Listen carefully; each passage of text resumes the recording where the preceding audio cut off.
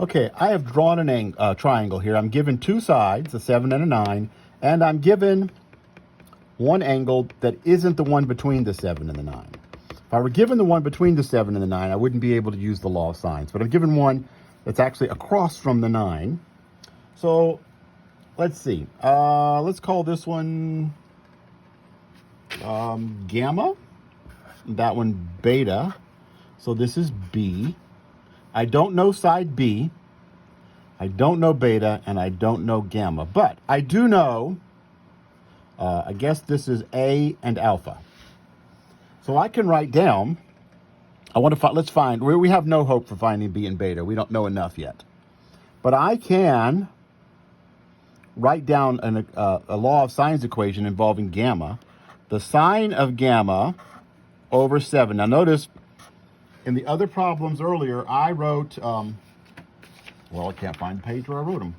Oh, I wrote the side on the top and the angle in the bottom. In this problem, I wrote the angle in the top and the side in the bottom because the angle is the thing I don't know. Sine gamma over 7 is, let's see, I have no hope for B and beta, but I do know that's going to be the sine of 30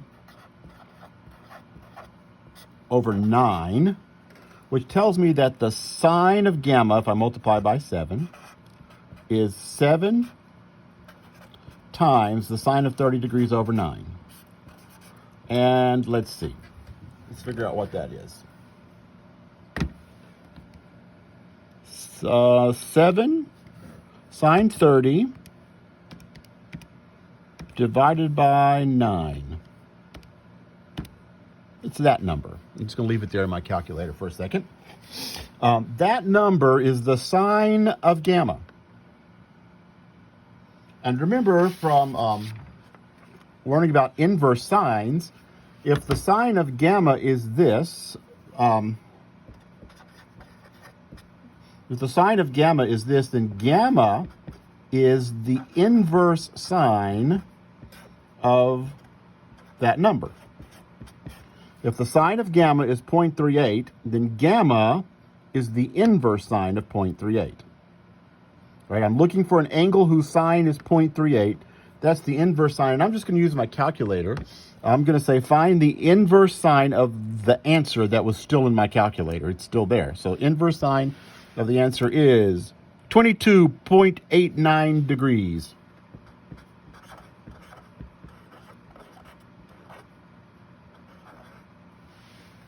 Now here's where it gets weird.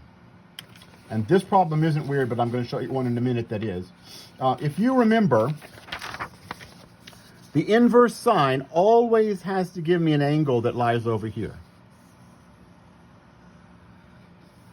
And since we're working in a triangle, it shouldn't give you an angle that's down here. The inverse sine is always going to give you an acute angle, one in this first quadrant when you're working one of these problems. However, notice, if I say inverse sine of 1/2, it's going to tell me 30 degrees, right? But there is another angle that could fit in a triangle whose sine is 1/2. I could have a 150 degree angle in a triangle. Its sine is also 1/2. So the answer might be 150 if instead of 30 for the inverse sine of 1/2. Well, not, the inverse sine of 1/2 is definitely 30. But the angle in my triangle might have been 150. It's possible that there are two answers, one where the angle is 30, one where the angle is 150. And we'll talk about that when we get to it, but let's see. So is there another angle with the same sine as 22.89 that could fit in the triangle? So here's a unit circle. There's 22 degrees. Notice the other angle is over here. There's another angle over here that has the sine of that angle is 0.38 degrees. What is that angle? Well, it's got as its reference angle 22.89, which means that this is 180 minus 22.89. 180 minus 22.89 which is 157.11. There is this angle also satisfies the equation sine of gamma equals 0.38. It could be 157.11. That's another angle that has sine of gamma equals 0.38. But notice, here's the nice part about this example. 157.11, if I put 157.11 here for gamma,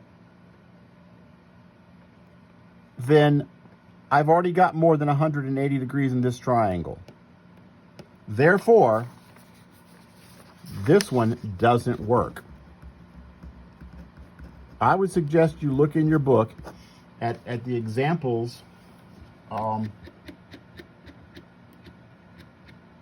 page, what page is this? 898, to see more examples of what's going on in this problem. So I just figured out that, what did I figure out? Gamma is 22.89. And that's the only possibility. Gamma is 22.89.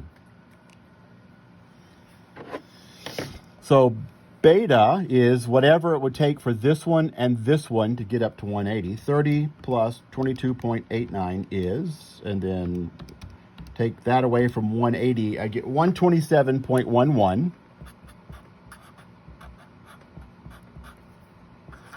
And I'm going to stop there with this problem. Maybe I shouldn't.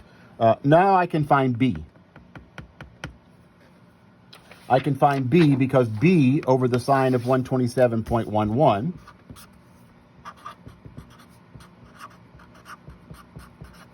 is, B over the sine of 127.11 is 9 over the sine of 30. So B is 9 sine of 127.11 degrees over the sine of 30 degrees.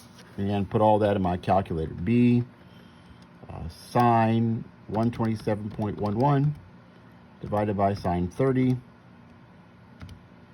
And I got 14.35.